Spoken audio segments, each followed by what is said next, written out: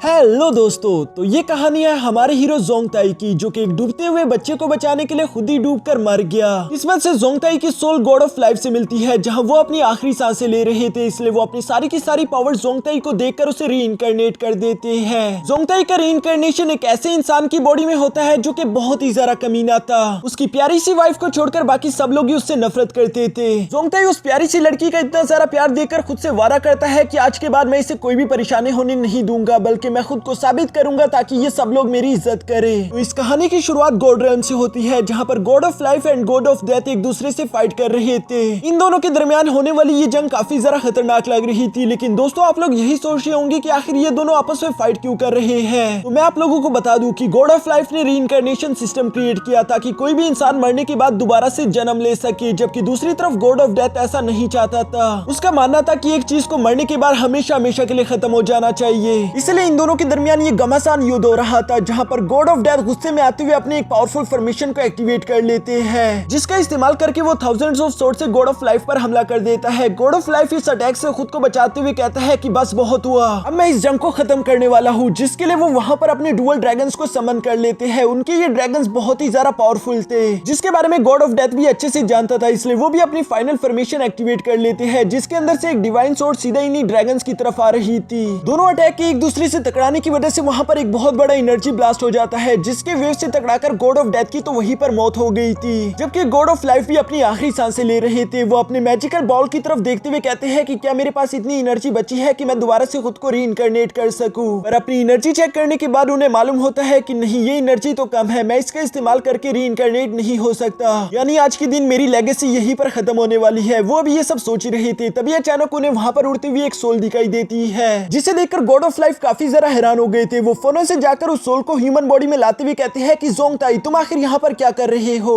God of life को सब लोगों के नाम याद थे। जोंगताई थोड़ा सोचकर बताता है कि मुझे तो बस यही याद है कि मैं एक बच्चे को बचाने की कोशिश कर रहा था, लेकिन शायद मैं ही डूबकर मर गया। गॉड ऑफ लाइफ उसकी ये बातें सुनकर अच्छे से समझ गए थे कि यहाँ पर क्या हो रहा है, इसलिए वो जोंगताई से कहते हैं कि मेरी बात कान खोल कर सुनो। मुझे लगता है कि तुम मर चुके थे, इसके बाद तुम्हारी सोल को हेवन की तरफ जाना था, पर शायद तुम गलती से भटक कर यहाँ पर पहुंच गए। यही तुम्हारी किस्मत है। अगर तुम चाहो तो मैं अपनी आखिरी बची हुई पावर्स का इस्तेमाल करके तुम्हें रीइंकार्नेट कर सकता हूँ। जो सुनकर जोंगताई कहता है कि हाँ, वो सब तो ठीक है, लेकिन मेरे पास इतने पैसे नहीं कि मैं आपको दे सकूं। गॉड ऑफ लाइफ जोंगताई की ये बेतुकी बातें सुनकर कहता है कि मुंह बंद रखो, और ये कहने के बाद वो अपनी सारी टेक्निक्स जो आज तक उसने अपनी पूरी लाइफ में सीखी थी, वो सारी की सारी जोंगताई की बॉडी में ट्रांसफर करना शुरू कर देता है। इस ट्रांसफरिंग प्रोसेस के बाद हम देखते हैं कि जोंगताई तो काफी ज्यादा पावरफुल महसूस कर रहा था, उससे बहुत ही खुशी हो रही थी, जबकि दूसरी तरफ गॉड ऑफ लाइफ धीरे धीरे करके मिट रहा था। वो जोंगताई से कहते हैं कि मैंने अपनी पावर्स तुम्हें इसलिए दी क्योंकि मैं मरने वाला हूँ, मेरा वक्त आ चुका है, मैं खुद को नहीं बचा सकता, मेरे पास आखिरी रीइंकार्नेशन टेक्निक थी जो मैंने तुम पर इस्तेमाल की,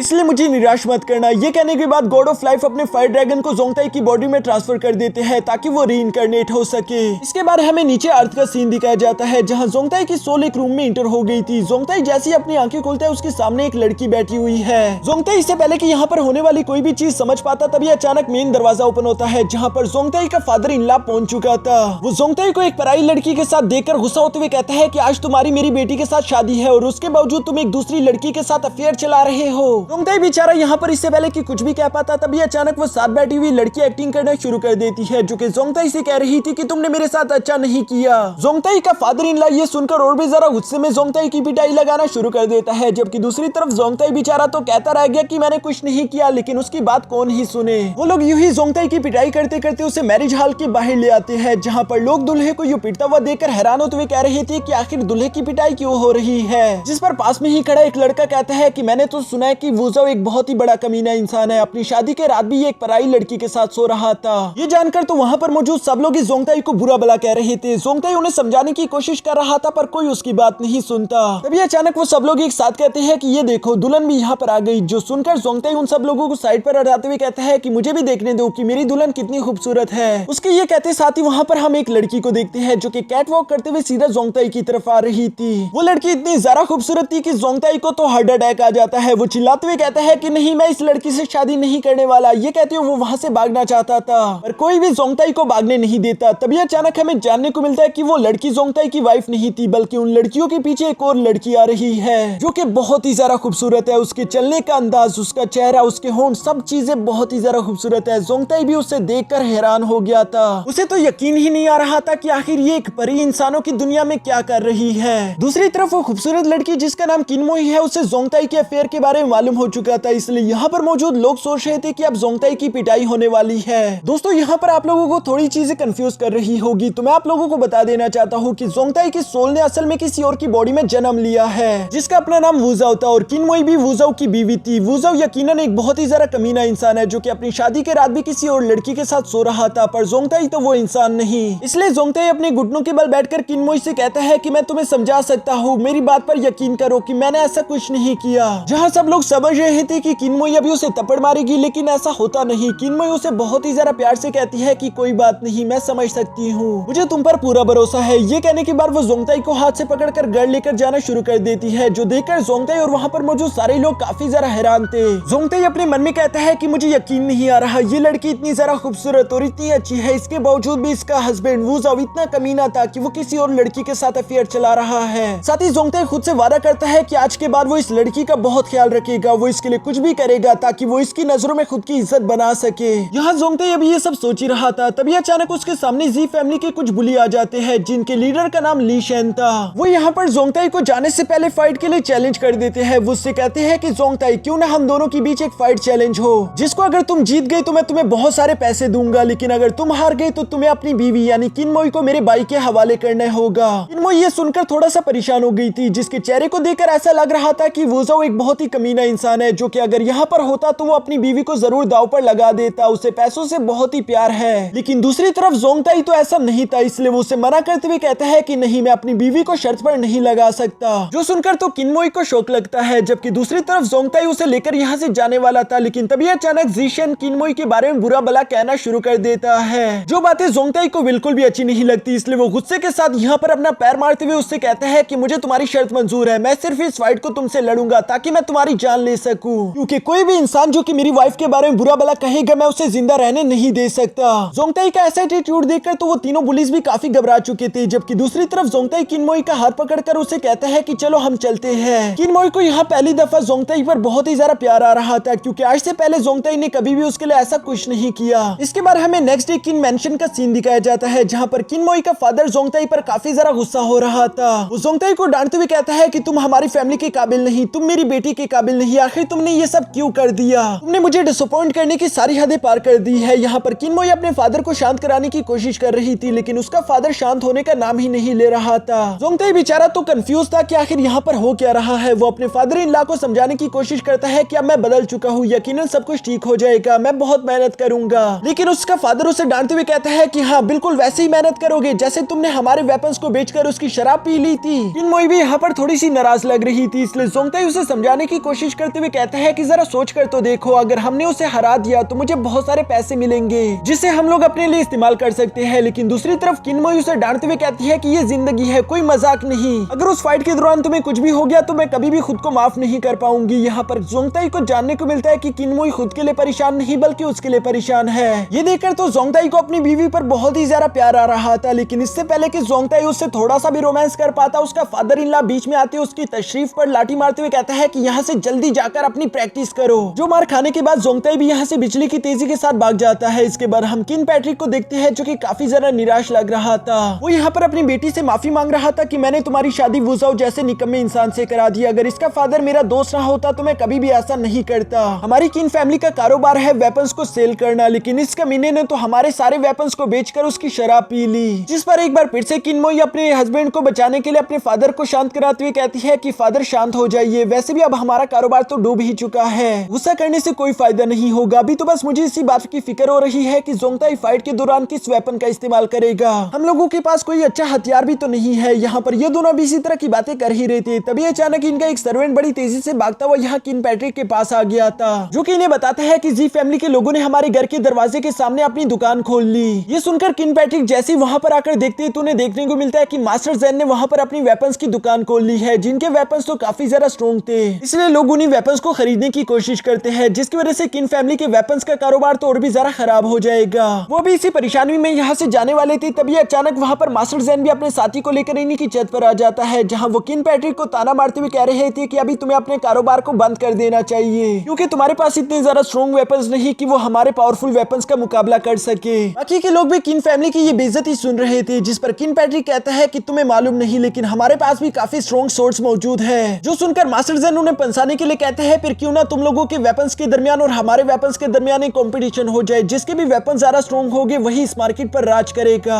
जो सुनकर आसपास के लोग भी इसी बात में हामी भर रहे थे। इस वजह से किन पैट्रिक के पास अब कोई रास्ता नहीं बचता। वो अपने एक सर्वेंट से कहते हैं कि नीचे गोदाम में कुछ डायमंड सोर्स पड़ी होंगी, उन्हें लेकर यहाँ पर आ जाओ। वो सर्वेंट जानता था कि वो डायमंड सोर्स भी इतने ज्यादा पावरफुल नहीं, लेकिन वो बेचारा क्या ही कर सकता था। पीछे जोंगताई भी ये सारी बातें चुपकर सुन रहा है, इसलिए वो अपने मन में कहता है कि खुद की पावर्स को टेस्ट करने का ये एक बेहतरीन मौका है। जिसके बाद हम देखते हैं कि जोंगताई यहाँ पर पहले ही गोदाम में आ चुका था, जहाँ वो अपने सामने कुछ वेपन्स को देखता है। उन्हें देखते ही वो पहचान गया था कि जरूर यही डायमंड वेपन्स होंगे, जिस पर मुझे अपनी रिफाइनमेंट टेक्निक का इस्तेमाल करना चाहिए। ये कहने के बाद जोंगताई अपनी ब्लू एनर्जी का इस्तेमाल करते हुए एक रिफाइनमेंट टेक्निक परफॉर्म करता है। गॉड ऑफ लाइफ की पावर्स बहुत ही ज्यादा थी, क्योंकि जोंगताई की थोड़ी सी एनर्जी का इस्तेमाल करने की वजह से वहाँ पर मौजूद सारी की सारी सोर्स रिफाइन हो चुकी थी और उनमें से काफी ज्यादा ऊर्जा भी निकल रही थी, जिससे ये बात साबित होती है कि वो बहुत ही ज्यादा स्ट्रॉन्ग हो चुकी है। जोंगताई अभी यहाँ पर ये सब कर ही रहा था, तभी अचानक वो सर्वेंट वहाँ पर आ जाता है, जिसे लग रहा था कि शायद जोंगताई दोबारा से सोर्स को चुराने की कोशिश कर रहा था। जोंगताई बेचारा भी अपने मन में कहता है कि आखिर इन लोगों को हो क्या गया है, कोई भी मेरा यकीन क्यों नहीं करना चाहता। वो उससे कहता है कि चलो भी ये सारी बातें बंद करो, हमें ये सोर्स बाहर लेकर जानी है। जो कहने के बाद वो दोनों यहाँ पर सारी सोर्स लाकर मास्टर ज़ेन के सामने रख देते हैं ताकि वो इनका टेस्ट कर सके। मास्टर ज़ेन तो इन सोर्स को देखते साथ ही अपने मन में कहते हैं कि इनके अंदर से ऊर्जा तो काफी निकल रही है, लगता है ये काफी ज्यादा स्ट्रॉन्ग होंगे, पर सही से चेक करने का तो बस एक ही तरीका है। जो कहते साथ ही मास्टर ज़ेन अपनी सोर्ड निकालकर एक पावरफुल स्लैश लगा देते हैं। इस स्लैश की वजह से किन मैंशन का दरवाजा तो टूट चुका था, लेकिन किन फैमिली की सोर्स को कुछ भी नहीं हुआ। जबकि दूसरी तरफ हम देखते हैं कि जी फैमिली की सोर्ड टूट जाती है, जिसकी वजह से मास्टर ज़ेन तो काफी ज्यादा एम्बैरेस्ड हो गए थे। सभी लोग यहाँ पर खड़े होकर यही बातें कर रहे थे कि किन फैमिली के वेपन ज्यादा स्ट्रॉन्ग है, अगली बार हम इन्हीं के वेपन्स खरीदेंगे। जबकि किन पैट्रिक हैरान होते हुए अपने मन में सोच रहा था कि हमारे वेपन्स तो इतने ज्यादा स्ट्रॉन्ग नहीं, आखिर इनमें इतनी पावर्स कहां से आ गई। मास्टर ज़ेन और उसका साथी यहाँ पर खुद को बेइज्जती से बचाने के लिए कहते हैं कि हमारे बीच कोई मिसअंडरस्टैंडिंग हो चुकी है, अब हम लोग यहाँ से जा रहे हैं, प्लीज हमें माफ कर देना।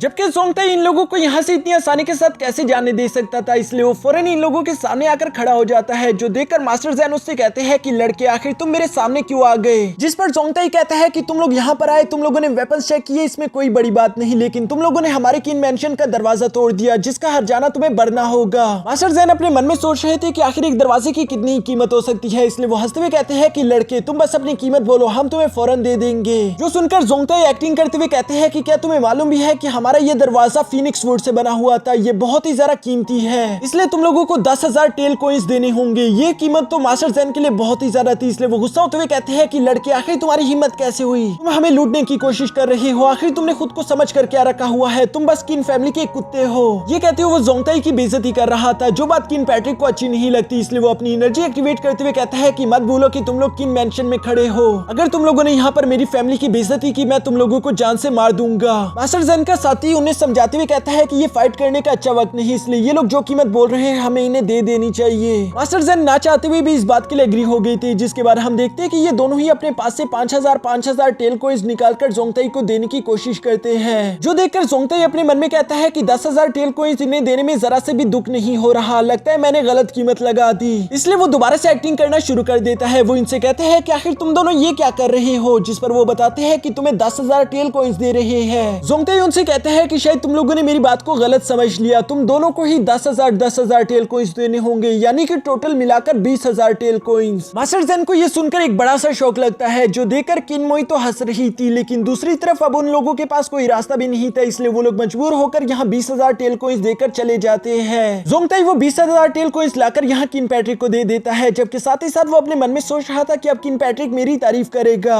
पर किन पैट्रिक तो उसे लाठी दिखाते हुए फौरन भगा देता है कि जल्दी से जाकर अपनी प्रैक्टिस करो। जोंगताई के यहाँ से जाने के बाद किन पैट्रिक अभी भी उन सोर्स को देख रहा था और वो अपने मन में कहता है कि आखिर ये सोर्स इतनी ज्यादा पावरफुल कैसे हो गई। वो अपने सर्वेंट से भी इसी बारे में सवाल करता है, जिस पर उसका सर्वेंट बताता है कि मेरे जाने से पहले वहां पर जोंगताई मौजूद था, लेकिन जोंगताई तो इतना ज्यादा पावरफुल नहीं कि वो इन सोर्स को रिफाइन कर सके, फिर आखिर ये कैसे हो गया। इसके बाद हमें रात का सीन दिखाया जाता है, जहाँ जोंगताई कह रहा था कि आखिर पता नहीं ये वुज़ाओ किस किस्म का इंसान था, जिसकी वजह से मैं चाहे कुछ भी अच्छा काम कर लूं, किन पैट्रिक मुझ पर कभी भी यकीन नहीं करना चाहते, पर मैं भी हार नहीं मानने वाला, मैं हर हाल में उनके भरोसे को जीत कर रहूंगा। ये सारी बातें कहने के बाद जोंगताई अपनी कल्टीवेशन करने के बारे में सोचता है, क्योंकि यहाँ पर काफी सारे मेटल वेपन्स पड़े हुए हैं। जोंगताई सोच रहा था क्यों ना गॉड ऑफ लाइफ के मैजिकल बॉल का इस्तेमाल करके मैं इन मेटल वेपन्स को एनर्जी में बदलकर एब्जॉर्ब कर लूं, जिसकी वजह से मैं अपने लेवल को ब्रेक थ्रू कर पाऊंगा। ये सब सोचते ही जोंगताई वहीं पर कल्टीवेशन करने के लिए बैठकर अपने मैजिकल बॉल की उसी फायर ड्रैगन को समन कर लेता है, जिसका इस्तेमाल करके जोंगताई ने वहां पर मौजूद मेटल को एक प्योर एनर्जी फॉर्म में बदल दिया था। उससे एब्जॉर्ब करते साथ ही हम देखते हैं कि जोंगताई का 1 लेवल अप हो चुका था।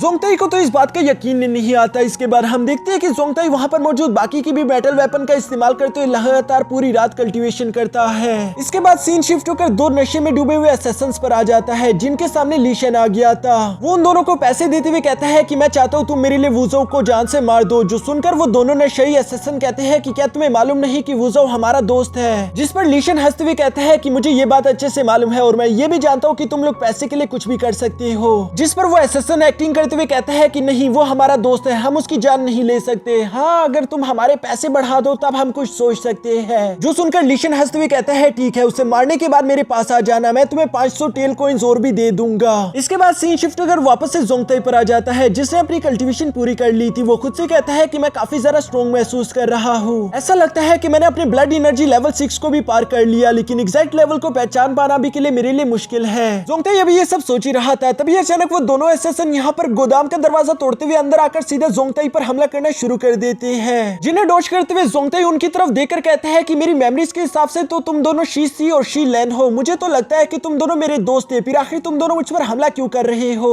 जो सुनकर वो दोनों हंसते हुए यहाँ पर जोंगताई का मजाक बनाते हुए कहती है कि तुम बहुत ही ज्यादा बेवकूफ हो, हम तुम्हारा बस इस्तेमाल करते थे ताकि हम लोग फ्री की शराब पी सके, हमने कभी तुम्हें अपना दोस्त माना ही नहीं। ये सुनकर जोंगताई को काफी ज्यादा गुस्सा आ गया था। वो अपनी तलवार निकालते हुए कहता है कि तुम दोनों मेरे दोस्त थे, मैं तुम्हें दोस्त समझता था, इसलिए मैं तुम लोगों को आखिरी मौका दे रहा हूँ, यहाँ से चले जाओ। लेकिन वो लोग जोंगताई की बात नहीं मानते, बल्कि वो आगे बढ़ते हुए जोंगताई पर हमला करना शुरू कर देते हैं, जिसकी वजह से हमें इन दोनों के दरमियान एक जबरदस्त फाइट देखने को मिलती है। ये दोनों भाई ही यहाँ पर जोंगताई को काफी जरा हल्के में ले रहे थे, क्योंकि उनमें से एक भाई जोंगताई के साथ फाइट कर रहा था, जबकि दूसरा चिल करते हुए कह रहा था कि जोंगताई तुम हमें कभी नहीं हरा सकते, क्योंकि हम दोनों ही ब्लड लेवल 6 पर है, जबकि तुम ब्लड लेवल 3 पर हो, तुम हमें नहीं हरा सकते। वो यहाँ पर ये सारी बातें कह ही रहा था, जबकि पीछे की तरफ हम देखते हैं कि जोंगताई उसके भाई पर एक जोरदार हमला करते उसकी जान ले लेता है। जोंगताई का ये खतरनाक किलर रूप देखकर तो उसकी हालत खराब हो गई थी। वो जोंगताई से माफी मांगते हुए कहता है कि प्लीज भाई मुझे माफ कर दो, मुझसे गलती हो गई, मैं मरना नहीं चाहता, अगर तुम मुझे बख्श दोगे तो मैं तुम्हें उस आदमी का नाम बता सकता हूँ जिसने हमें यहाँ पर भेजा है। जबकि दूसरी तरफ जोंगताई धीरे धीरे उसके पास आकर अपने एक स्प्लैश से उसे जान से मार देता है। साथ ही साथ वो कहता है कि मुझे उसका नाम जानने की कोई जरूरत नहीं, क्योंकि जब भी वो मेरे सामने आएगा मैं उससे भी जान से मार दूंगा। यहाँ पर ये सारे नजारे ऊपर से एक डीमन गर्ल भी देख रही थी, जो कि जोंगताई की तारीफ करते हुए कह रही थी कि आखिर ये बात किसने सोची होगी कि किन फैमिली का नकारा सन इन लॉ एक छुपा हुआ मार्शल आर्ट मास्टर है। जोंगताई इस डीमन गर्ल को देखकर ही पहचान गया था कि ये मिस याओ याओ है, जो कि असैसिनेशन के काम करती है, लोग इसे पैसे देकर किसी को भी मरवा सकते हैं। इवन इसने किन फैमिली के लिए भी काफी काम किया। और अफसोस की बात तो यह है कि इसने मुझे यहाँ पर इन दोनों असैसिन्स को मारते हुआ देख लिया। शायद इसको मेरी सीक्रेट्स के बारे में भी मालूम हो चुका हो, मैं इसे यहाँ से जिंदा जाने नहीं दे सकता। ये सब सोचते हुए जोंगताई अपनी तलवार से उसको मार देना चाहता था, और तभी अचानक जोंगताई की स्पिरिट आइज एक्टिवेट हो जाती है, जिसकी वजह से मालूम हो चुका था कि याओ याओ तो वैसे भी मरने वाली है, उसके दिल पर एक गहरा जख्म है। इसलिए जोंगताई याओ याओ से कहता है कि तुम्हें अपनी बीमारी का इलाज करा लेना चाहिए, दिल का जख्म तुम्हें जान से मार देगा।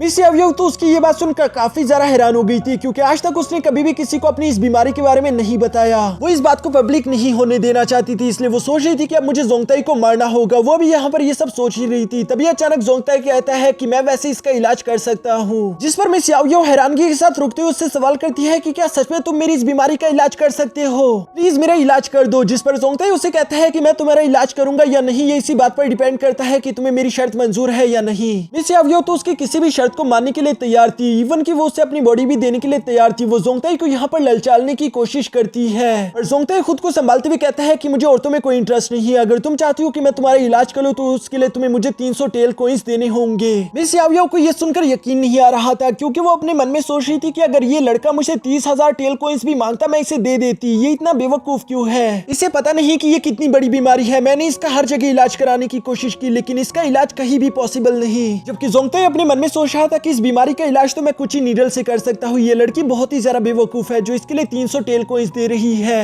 ये दोनों ही यहाँ पर एक दूसरे को बेवकूफ समझ रहे थे। इसके बाद हमें नेक्स्ट सीन दिखाया जाता है, जहाँ पर जोंगताई मिस याओ याओ का इलाज शुरू कर चुका था। वो गॉड ऑफ लाइफ की दी हुई मेमोरीज में से एक नीडल टेक्निक का इस्तेमाल करके यहाँ पर मिस याओ याओ का इलाज करता है, जिसकी थोड़ी देर बाद हम देखते हैं कि मिस याओ याओ काफी अच्छा फील कर रही थी। वो जोंगताई का शुक्रिया अदा करती है, जबकि जोंगताई उसे कहता है कि ज्यादा बातें मत करो, बस मुझे मेरे पैसे दे दो। मिस याओ याओ ने भी उसे फौरन से 300 टेल कॉइंस दे दिए थे। साथ ही साथ वो यहाँ पर जोंगताई से कहती है कि मेरे पास तुम्हारे लिए एक और काम भी है। मेरे दोस्त को भी ऐसी एक छोटी सी बीमारी है, अगर तुम उसका भी इलाज कर दो तो उसके लिए भी मैं तुम्हें 100 टेल कॉइंस दे सकती हूँ। जो सुनकर जोंगताई कहता है कि नहीं, मैं नेक्स्ट इलाज के लिए तुमसे 500 टेल कॉइंस लूंगा। मिस याओ याओ यहाँ पर बार्गेनिंग करते हुए कहती है कि 300 टेल कॉइंस से एक कॉइंस भी ज्यादा नहीं। जो सुनकर तो जोंगताई खुशी खुशी एग्री हो गया था। वो तो अपने मन में सोच रहा था कि अगर ये 300 टेल कॉइंस पर ना मानती तो मैं इसके लिए 100 टेल कॉइंस पर भी एग्री हो जाता। इसके बाद हम नेक्स्ट सीन में मिस याओ याओ को देखते हैं, जिसने अपने रूम में किसी लड़के को बांध कर रखा हुआ था। वो लड़का मिस याओ याओ से काफी ज्यादा डरता था, लेकिन मिस याओ याओ आज के दिन मुस्कुराकर उसे कहती है कि यू फेंग, डरो मत, मैं यहाँ पर आज तुम्हें आजाद करने के लिए आई हूँ। तुम्हें मेरी बीमारी के बारे में मालूम था, इसलिए मुझे यहाँ पर तुम्हें कैद करके रखना पड़ा, लेकिन अब मेरी बीमारी ठीक हो चुकी है, इसलिए तुम्हें कैद करने का कोई मकसद नहीं। साथ ही साथ वो यहाँ पर यू फेंग से कहती है कि मुझे मालूम है कि तुम्हारी बॉडी में भी एक तरह का जहर है, अगर मैं उसका इलाज करवा दूं तो तुम मेरे लिए क्या कर सकते हो। जिस पर यू फेंग कहता है कि तुम मुझसे जो भी कहोगी मैं वो करूंगा, इवन मैं तुम्हारा गुलाम भी बनने के लिए तैयार हूँ। मिस याओ याओ यू फेंग की ये बात सुनकर वहाँ पर जोंगताई को बुला लेती है ताकि वो यू फेंग का इलाज कर सके। यू फेंग का चेकअप करते वक्त अचानक जोंगताई पीछे की तरफ हटते हुए कहता है कि इसको तो फ्लावर विलो है। दोस्तों, फ्लावर विलो एक ऐसी बीमारी है जो कि गंदे काम करने से आती है। ये जानकर तो मिस याओ याओ को भी काफी ज्यादा गुस्सा आ गया था। वो यहाँ पर यू फेंग को एक जोरदार लात मारती है, जिसके बाद हम देखते कि बेचारा यू फेंग तो यहाँ पर जोंगताई पर गुस्सा कर रहा था। वो उससे कहता है कि तुम्हें होगा फ्लावर विलो, तुम्हारे पूरे खानदान को होगा फ्लावर विलो। साथ ही उसने रोना शुरू कर दिया था। वो बताता है कि मेरे सौतेले बाप ने मुझे एक जहर दे दिया था, जिसकी वजह से मुझे फ्लावर फ्लू हो गया है और लोग इसे फ्लावर विलो समझ लेते हैं, जिसकी वजह से उन्हें लगता है कि मैं गंदा हूँ और वो लोग मेरे पास नहीं आते। जोंगताई उसकी ये बात सुनकर अपने मेडिसिनल स्पिरिट आई से उसको देखता है, जिसकी वजह से उसे ये बात कंफर्म हो चुकी थी और मिस याओ याओ को वो बताता है कि हाँ, ये सच कह रहा है। इसके बाद हम देखते हैं कि जोंगताई ने अपने नीडल टेक्निक का इस्तेमाल करके बहुत ही आसानी से उसका भी इलाज कर दिया था, जो देखकर यू फेंग को तो बिल्कुल यकीन ही नहीं आता।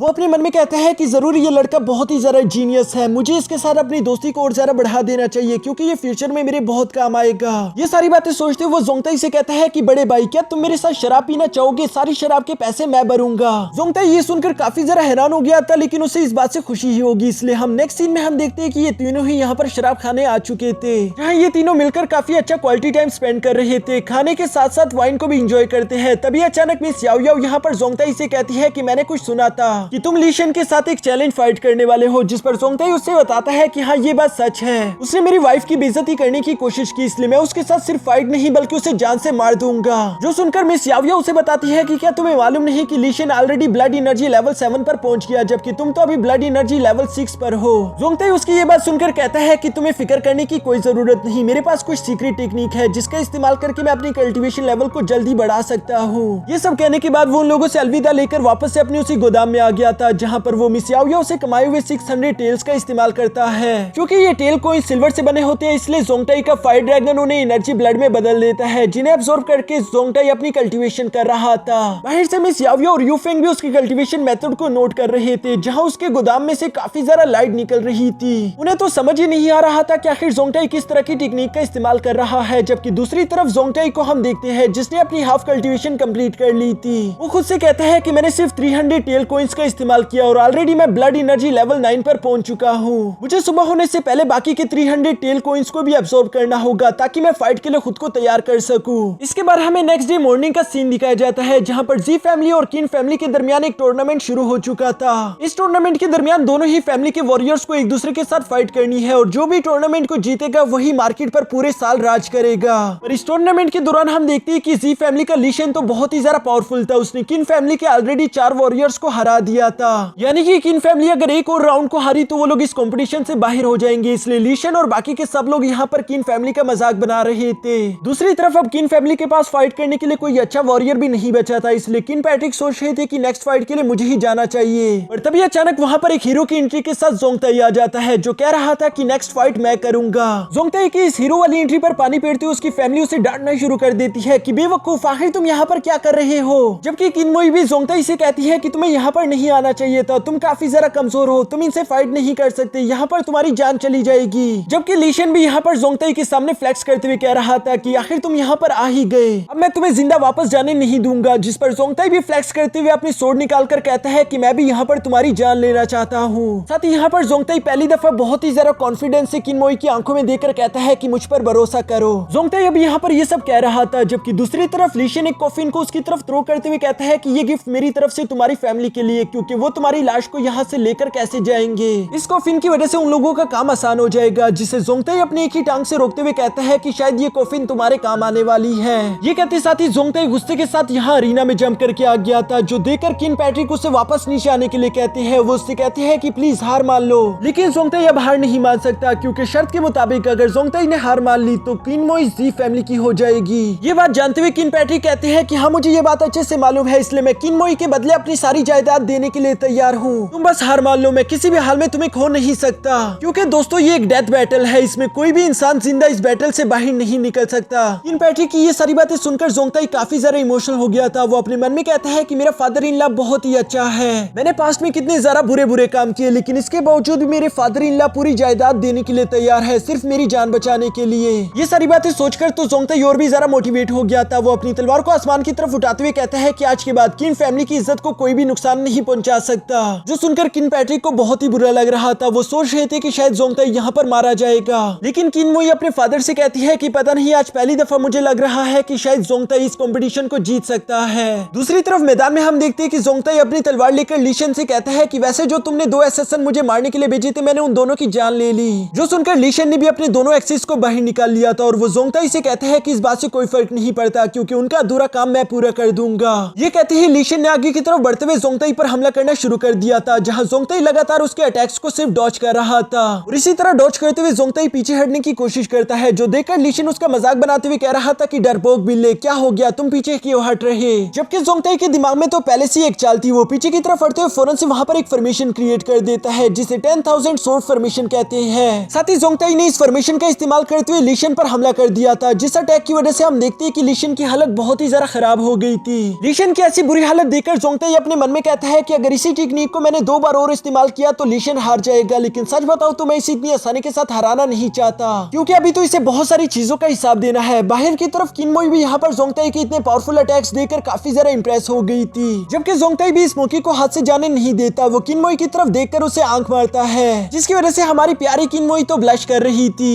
यहाँ पर इन दोनों के रोमांस में भंग डालते हुए एक बार फिर से हमारा विलन अपने पैरों पर खड़ा हो गया था, जो कि साथ ही साथ वहाँ पर एक फॉर्मेशन क्रिएट कर देता है। इस फॉर्मेशन की वजह से हम देखते हैं कि लीशन का ब्रेक थ्रू हो गया था। वो ब्लड एनर्जी लेवल 8 पर पहुंच चुका था। साथ ही साथ वो गुस्से से कहता है कि जोंगताई, अब मैं तुम्हें जान से मार दूंगा। सब लोगों को देखकर यही लग रहा था कि अब तो लीशन पावरफुल हो गया, जोंगताई के बचने का तो कोई चांस नहीं। लेकिन दूसरी तरफ मैदान में तो कुछ और ही हो रहा था। ये बात तो हम भी जानते हैं कि जोंगताई तो उससे कई ज्यादा पावरफुल है। वो बस अपनी पूरी पावर्स को शो नहीं करना चाहता, वो बस अपनी थोड़ी सी एनर्जी का इस्तेमाल करके उसका मुकाबला कर रहा था, जिसके लास्ट में हम देखते हैं कि ये दोनों ही एक दूसरे पर स्पिरिट अटैक कर देते हैं, जिसके एनर्जी ब्लास्ट की वजह से वहाँ चारों तरफ धुआं फैल चुका था। लोगों को लग रहा था कि शायद जोंगताई हार चुका होगा, लेकिन जैसे ही धुआं उड़ता है हम देखते हैं कि जोंगताई तो अभी भी अपने पैरों पर खड़ा था, जबकि लीशन की मुंह से खून निकल रहा है। वो अपने मन में कहता है कि आखिर ये जोंगताई कब से इतना ज्यादा पावरफुल हो गया। जबकि दूसरी तरफ जोंगताई उसका मजाक बनाते हुए कहता है कि इस तरह से तो तुम मुझे नहीं हरा सकते, तुम तो बिल्कुल एक छोटे से बच्चे की तरह लड़ रहे हो। किन पैट्रिक को तो यहाँ ये सब देखकर काफी ज्यादा खुशी हो रही थी, जबकि दूसरी तरफ लीशन के छोटे भाई गोहान को ये सब देखकर गुस्सा आ रहा था।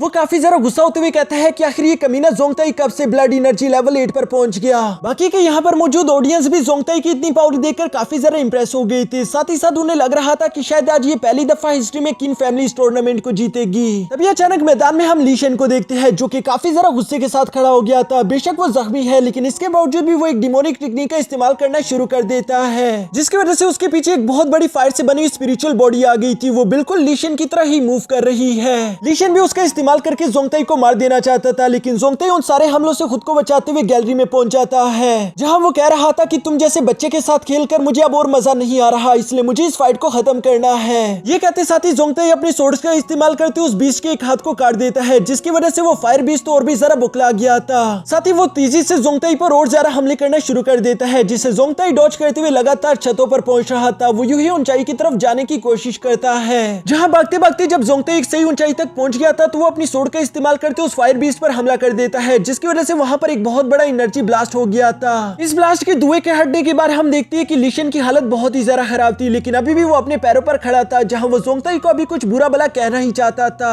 और तभी अचानक हम जोंगताई को देखते हैं, जो कि तेजी से उसी की तरफ आते उसे एक जोरदार हिट कर देता है, जिसकी वजह से लीशन उड़ता हुआ सीधा उसी कॉफिन में जा गिरा। वो अपने आखिरी अल्फाज यही कहता है कि मैं तुम जैसे एक नकारा इंसान से नहीं हार सकता, जिसके बाद लीशन की कहानी यहीं पर खत्म हो जाती है। यानी कि इस साल मार्केट प्लेस पर किन फैमिली राज करेगी, जिसकी वजह से किन फैमिली तो काफी ज्यादा खुश लग रही थी, लेकिन दूसरी तरफ जी फैमिली का गुहान काफी ज्यादा गुस्से में था। वो जोंगताई को दोबारा से एक फाइट के लिए चैलेंज चैलेंज करता है, जिस पर जोंगताई खुद का इंटरेस्ट नहीं दिखा रहा था। वो जानता था कि जरूर गोहान एक बड़ी सी शर्त लगाएगा और यहाँ पर बिल्कुल ऐसा ही होता है। वो जोंगताई को रोकने के लिए एक शर्त लगाते हुए कहता है कि अगर तुमने ये फाइट जीत ली तो मैं तुम्हें दूसरी मार्केट में दे दूंगा, जिसकी वजह से किन फैमिली इस साल डबल मुनाफा कमा पाएगी। जोंगताई तो ये सुनकर काफी ज्यादा खुश हो गया था, क्योंकि असल में जोंगताई का यही प्लान था। जबकि दूसरी तरफ किन मोई और किन पैट्रिक जोंगताई को रोकने की कोशिश करते हैं। वो उससे कहते हैं कि बिल्कुल भी उसकी बात मत मानो, वो तुम्हारी फाइट मास्टर ज़ेन से करवाना चाहते हैं। Master Zen already blood energy level 9 पर है, तुम उनके साथ फाइट नहीं कर सकते। जबकि गोहान यहाँ पर आगे आकर कहता है कि मैं इसे फोर्स नहीं कर रहा, अगर ये चाहे तो ये फाइट कर ले, अगर ना भी चाहे तो भी मैं इसे मना नहीं करूंगा।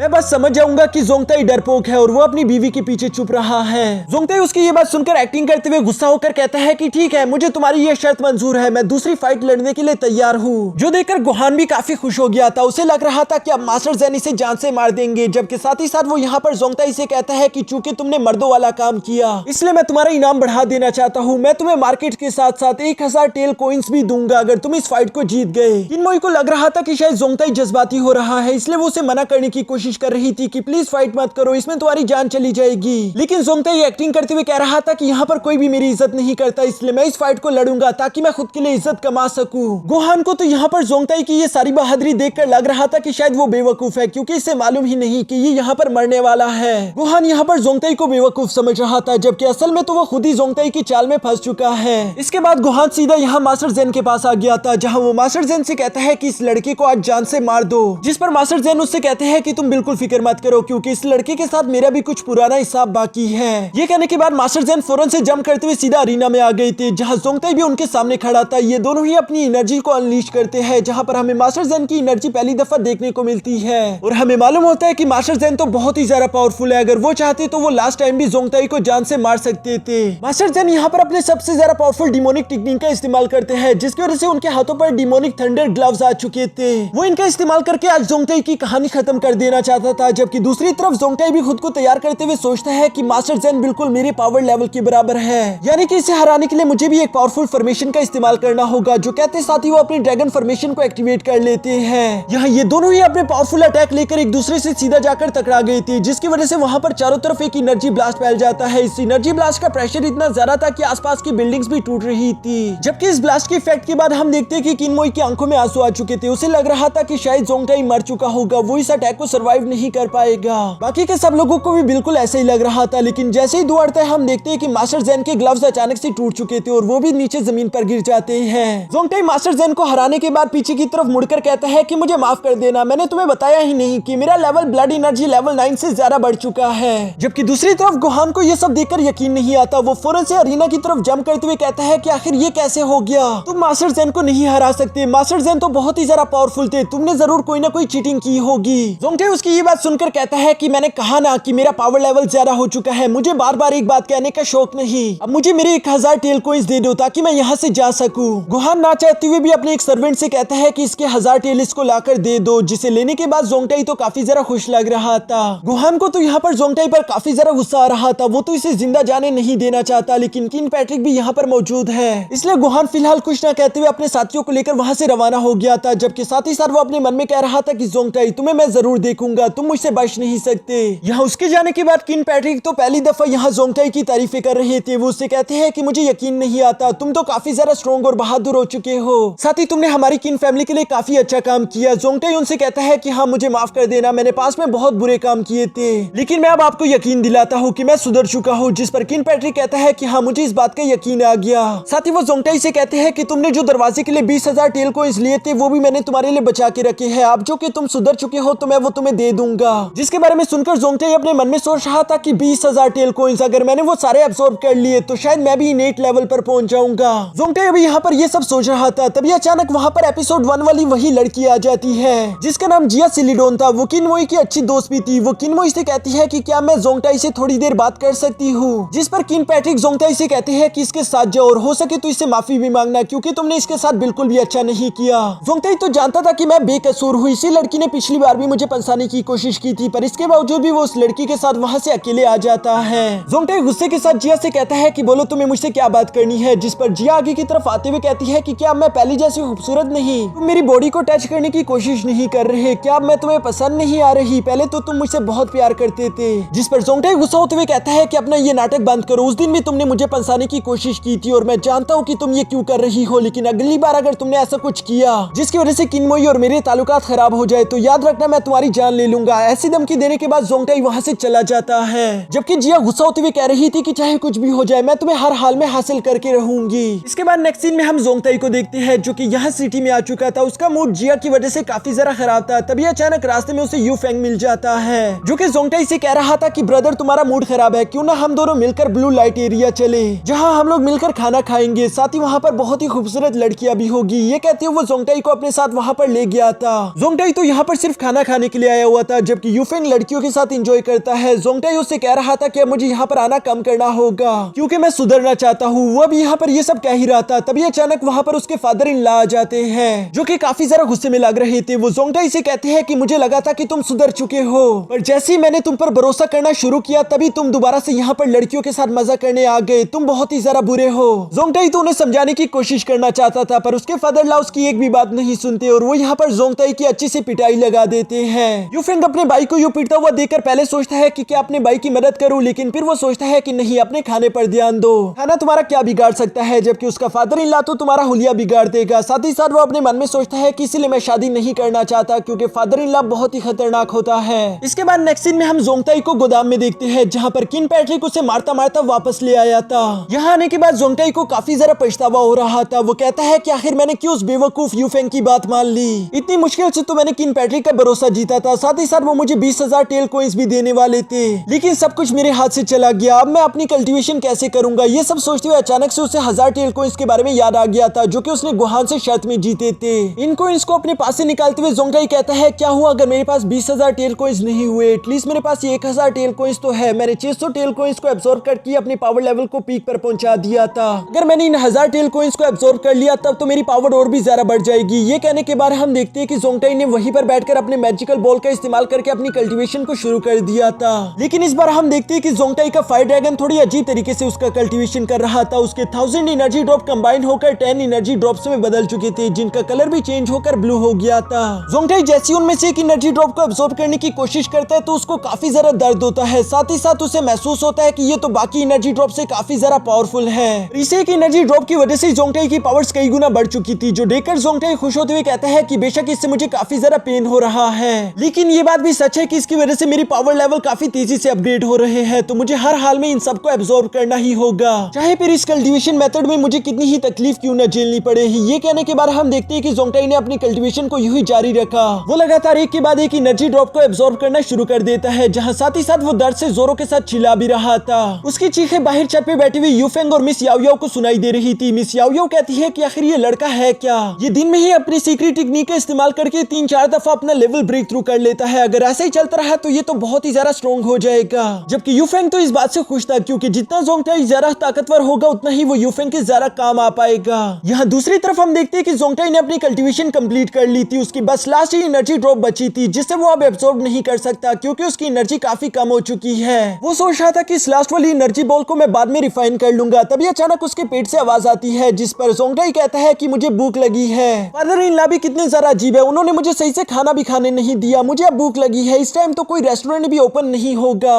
जोंगटाई अभी यहाँ पर ये सब सोच रहा था, तभी अचानक पीछे से किनमोई आ जाती है जिसके हाथ में खाने वाला टिफिन भी था। वो जोंगटाई से कहती है कि क्या तुम मेरे साथ खाना खाना चाहोगे, जो देखकर तो जोंगटाई काफी जरा खुश हो गया था। वो फौरन से किनमोई के पास आकर कहता है कि तुमने तो मेरी दिल की बात सुन ली, हाँ मैं तुम्हारे साथ खाना खाना चाहता हूँ। किनमोई ब्लश करते हुए उसे अपने साथ गार्डन में ले आती है जहाँ पर हम देखते हैं कि जोंगटाई तो काफी बुकड़ों की तरह खाना खा रहा था और साथ ही साथ वो कहता है कि मेरी बीवी तो काफी अच्छा खाना बनाती है। दूसरी तरफ किनमोई शर्माते हुए यहाँ पर जोंगटाई से कहती है कि शी फैमिली में एक फंक्शन होने वाला है, क्या तुम मेरे साथ वहाँ पर जाना पसंद करोगे। जो सुनकर तो जोंगटाई को लग रहा था कि शायद किनमोई ने फाइनली मुझे एक्सेप्ट करना शुरू कर लिया, इसलिए जोंगटाई रोमांटिक होते हुए यहाँ पर किनमोई को किस करने की कोशिश करता है, पर किनमोई उससे खुद को छुड़ाकर फौरन वहाँ से भाग गई थी। जोंगटाई को यह देखकर काफी जरा हैरानगी होती है। वो हैरान होते हुए कहता है कि मैं तुम्हारे साथ शी फैमिली के फंक्शन में जाने के लिए तैयार हूँ और मैंने और भी कोई बुरा काम नहीं किया, फिर तुम मुझसे दूर क्यों जा रही हो। जिस पर किनमोई उसे डांटते हुए कहती है तुम फिर से उस गंदी जगह गई थी ताकि तुम पराई लड़कियों के साथ रात गुजार सको। जोंगटाई ये सुनकर उसे समझाने की कोशिश करता है कि ये बात सच नहीं है, मैं सिर्फ वहाँ पर खाना खाने गया था, लेकिन किनमोई उसकी बात नहीं सुनती। जबकि जोंगटाई अपने मन में कह रहा था कि आखिर मैं इन दोनों बाप बेटियों को कैसे समझाऊं, ये तो मेरी कोई भी बात नहीं मानती। इसके बाद सीन शिफ्ट होकर दूसरी तरफ जी फैमिली के गुहान पर आ गया था, जो कि जोंगटाई से हारने की वजह से काफी ज्यादा गुस्से में था। वो किसी भी हाल में किन फैमिली को बर्बाद कर देना चाहता है। तभी अचानक वहाँ पर उसका एक खबरी आ गया था, जो कि गुहान को बताता है कि शी फैमिली में जल्दी एक फंक्शन होने वाला है, जहाँ पर किनमोई भी जरूर जाएगी। अगर हम शी फैमिली को बता दें कि उनके 2 असैसिन्स को जोंगटाई ने मारा है, तो ये हमारे लिए अच्छा होगा। जो सुनकर गुहान कहता है कि हाँ, तुमने बिल्कुल सही कहा। अगर शी फैमिली को ये मालूम हो गया कि शी लेन और शी सी को जोंगटाई ने मारा है, तो वो लोग बदला लेने के लिए किनमोई को जान से मार देंगे, जिसकी वजह से जोंगटाई को शी फैमिली के खिलाफ खड़ा होना पड़ेगा। फिर चाहे इन दोनों में से कोई भी जीते, असली जीत तो हमारी ही होगी। लेकिन दूसरी तरफ वो खबरी कहता है, लेकिन क्या होगा अगर किनमोई को जोंगटाई ने मरने ही नहीं दिया। जो सुनकर जोंगटाई उस खबरी से कहता है कि हमारे तीनों निंजा एल्डर्स को कह दो कि वो जोंगटाई को रास्ते में रोक कर रखे, क्योंकि अगर यहाँ जोंगटाई फाइट कर रहा होगा तो वो किनमोई को बचाने के लिए वहाँ पर होगा ही नहीं, जिसकी वजह से एक जंग शुरू हो जाएगी। वो खबरी ऐसा करने के लिए रवाना हो गया था। इसके बाद हमें नेक्स्ट सुबह का सीन दिखाया जाता है, जहाँ जोंगटाई तेजी से शी फैमिली की तरफ भाग रहा था। साथ ही वो कहता है कि किनमोई ने आखिर ऐसा क्यों किया, वो मुझे लिए बगैर खुद ही अकेले चली गई, ये उसके लिए बिल्कुल भी ठीक नहीं होगा। मैंने शी फैमिली के 2 असैसिन्स को जान से मार दिया है, अगर उन लोगों को ये बात मालूम हो गई तो वो लोग किनमोई को नुकसान पहुंचा सकते हैं। ये बात सोचते हुए लगातार यूं ही जोंगटाई भागता हुआ जा रहा था। शी फैमिली तक जाने का सफर काफी ज्यादा लंबा है। इसी तरह लगातार भागते हुए बिना कुछ खाए पिए जोंगटाई को कई रातें और कई दिन गुजर जाते हैं। वो इसी तरह रात में आगे की तरफ बढ़ते हुए अब शी फैमिली के काफी ज्यादा करीब पहुंच चुका था, लेकिन तभी अचानक वो महसूस करता है कि उसके आसपास कोई मौजूद है, जो कि उसका पीछा कर रहा है। इसलिए जोंगटाई भी छत से नीचे आ जाता है। जोंगटाई को नीचे काफी ज्यादा किलिंग ऑरा महसूस हो रहा था, इसलिए उसने अपना वेपन फौरन से बाहर निकाल लिया था। तभी अचानक हम देखते हैं कि वहाँ पर एक साथ ही बहुत सारे निंजा वॉरियर ने जोंगटाई पर हमला करना शुरू कर दिया था, जिससे जोंगटाई आसानी के साथ कॉम्बैट करना शुरू कर देता है। बेशक वो निंजा वॉरियर अपने आप में काफी महान थे, लेकिन जोंगटाई उन सबको काफी आसानी के साथ हरा देता है, जैसे कि वो उसके सामने कुछ भी नहीं। लेकिन तभी अचानक हम देखते हैं कि वहाँ पर तीनों वही एल्डर्स निंजा आ चुके थे, जो कि फौरन से जोंगटाई पर हमला कर देता है। जोंगटाई उन लोगों के अटैक से खुद को बचाते हुए समझ गया था कि इन सब लोगों को यहाँ पर गुहान ने ही भेजा होगा,